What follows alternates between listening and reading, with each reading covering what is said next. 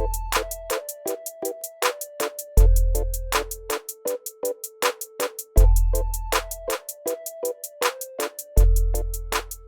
everybody, today we're going to talk about borderline personality disorder, or BPD, and whether or not it's treatable. I often hear from those of you with BPD that you're constantly being referred out and struggling to get the help that you need, all the while doing your best to manage your symptoms. And it's tough and exhausting at times, which is why I want to talk about BPD in a real way and how it can be successfully treated. Now, first, it's important to understand BPD and how it can feel to those who have it.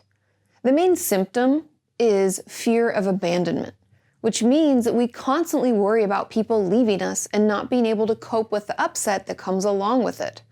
Because of this worry, we can engage in splitting behaviors, which is when we believe that people are either all good or all bad.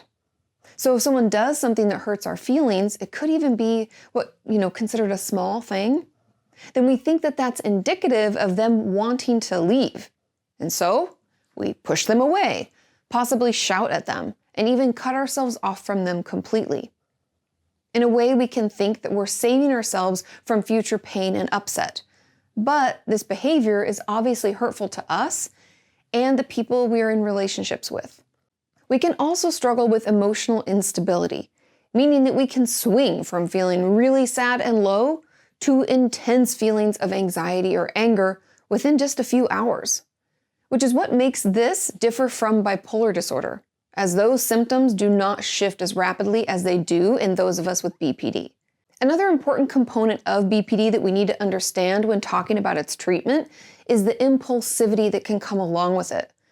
This means that we can overeat, overspend, drive recklessly, and engage in other risky behaviors, maybe like having sex or doing drugs with someone that we barely know. While there are a lot of other signs and symptoms of BPD, the last one that I want to address here is our recurrent suicidal thoughts, gestures, or threats, and self-injurious behavior. One of the best ways I have heard BPD described is that we are like emotional burn victims. And if you just take a minute to think about that, you can imagine how painful that would be, how hard being in a relationship could feel, and how sensitive we would be to everything happening around us. Many of my patients have told me that they feel out of control and upset all the time. So it's no wonder that we can struggle with suicidal thoughts and urges to self-injure. But it can be successfully managed and treated. So hang on and let's jump into what that looks like and why it works. The gold standard of treatment for those of us with BPD is dialectical behavior therapy, or DBT. Now, DBT is based on 4 main modules: mindfulness, distress tolerance, emotion regulation, and interpersonal effectiveness. Mindfulness is seen as the foundation of DBT, which is why it is the first part that we tackle before moving on to anything else. Which makes sense because if we don't understand something or are even able to identify it, how can we change it? We can't. Now, there are 2 parts to the mindfulness module: what and how skills. Now, what skills are observe, describe, and participate. Now, to observe is to take in what's happening around us right now. Use all 5 of your senses and merely take notes of what's going on. Don't try to change it, interpret it, or push it away. Just notice. Then describe it using factual, not judgmental, language. For example, we would want to say something like, I feel the wind on my face. I smell the ocean breeze and I see 2 people walking together. Instead of something like, I hate it when the wind hits me like this. It's so cold and I don't deserve to take time or be by the ocean. I should be working right now. And those people, they look like total dorks. Now, I know that's a complete exaggeration, but the whole point of the what skill describe is to do it without any judgment, which moves us along to participate. And this means that we participate in the activity without worrying about what others think. So if people at work are chatting in the break room, we chat too. Add in what's going on with us and enjoy their company instead of judging ourselves and thinking that they really don't like us. We participate 100% in the conversation. And you could even apply this to activities like folding laundry, where we are active and present while we do it instead of just thinking about how much we hate doing laundry and wish that our partner would have done it. Now, the how skills are focused on how we do the what skills, and we're supposed to do them non-judgmentally, mindfully, and effectively, which we kind of already addressed in those previous examples. So let's move on to the distress tolerance portion of DBT. And the goal of this module is to get us to be able to calmly recognize a negative scenario and the impact it's having without reacting to it by either shutting down or lashing out. And we can do this by using different tools and techniques. One of which is to distract ourselves from the unpleasant emotions with an acronym called ACCEPTS, which stands for activities. So we can do a fun activity that we enjoy. The C is for contribute. Help others around you or your community. The other C is comparisons. Compare yourself to past you when you were having a tougher time or to someone else less fortunate. E is for emotions. Use your activities to trigger a different emotion like happiness, excitement, or even joy. And the P is for push away. And this is kind of like the back burner technique where we force something else to the front of our mind and put the distressing emotion off to the side for a bit, which rolls nicely into the next one, thoughts, which is when we force ourselves to think about something else. And finally, the S stands for sensations. When we do something like taking a cold shower or eating something spicy, these things have intense sensations that come along with them, and that can distract us from the initial upset. Now, there are many other distress tolerance skills, like improve the moment, which offers more ways to calm our nervous system down. And it includes things like finding purpose, relaxing our muscles, and even praying.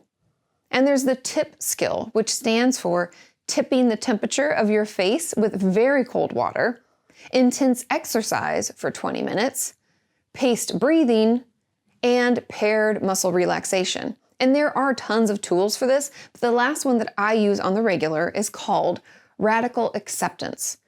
And that's when we choose, because we do have a choice, right? So we choose to accept what's happening for what it is and stop trying to change it, ignore it, or fight back against it. Just radically accept it as it is. Okay, let's move on to emotion regulation and how it works. And if we look back at the symptoms of BPD, that we discussed earlier on, one of those was emotional instability, which is what these tools and techniques directly assist with. And there are three main goals within emotion regulation. And they are, number one, for us to get better at identifying our emotions, which is why I'm always asking you to download and print out those feelings charts. Number two, learning how to lower our vulnerability to our emotions. And three, to decrease our emotional suffering. One of the DBT tools that will work here is called the story of an emotion, which is when we track back to better understand why we feel the way we feel. It has us figure out what the prompting event was, what our interpretation of it was, maybe what we felt in our body, what urges came up with it, what action we took, and what emotions we felt. It really helps slow down our reactivity and stop us from getting caught in thinking that our feelings aren't right or warranted. And another tool that helps lower our vulnerability, and I've talked about this one before, is ABCs Please. And that acronym really taps into our basic needs with things like accumulating positive emotions, building mastery, which is when we do something that we're kind of good at and we get better at it. And then coping ahead of time. I've talked about this, preparing ahead so that if something bad happens, we're ready. And then we treat any physical illnesses we may have had, because if we're sick, we're not our best selves. We can be really vulnerable to our emotions. Then we have to eat regular, balanced meals, avoid alcohol and drugs, get enough sleep, and exercise. And again, there are many more emotion regulation skills that can help, but the last one I want to explain here is opposite action. And we can use this in conjunction with the story of emotion tool that I talked about before. So that once we're able to see that our emotional response is maybe not warranted by what happened or it's an overreaction, we can then, using opposite action, make the choice to go against our urge And maybe that urge was to self-injure or lash out at someone that we care about. And we do the opposite thing, like do some self-care or reach out for connection and support. And I know it sounds difficult, and it is, but remember, we don't just jump into these skills. We have worked our way through the other modules and issues first. And finally, the last module, interpersonal effectiveness. And the goal here is to improve our ability to communicate our needs, to set and uphold boundaries, and to deal with any conflict that may arise in our relationships. Because those of us with BPD are actually good with people, but whenever something upsetting happens, we can struggle to see a situation clearly and get caught up in our emotion and our more reactive mind. Which is why this final module is filled with techniques like Dear Man, which helps us assert our needs and express ourselves more clearly. And it's an acronym for D is describe your situation using specific facts, not feelings. E, express the emotions you experience when the situation happened. A is assert yourself by asking clearly and specifically for what change you're wanting. The R stands for reinforce by maybe offering a small reward or kind of like a kickback for getting your way.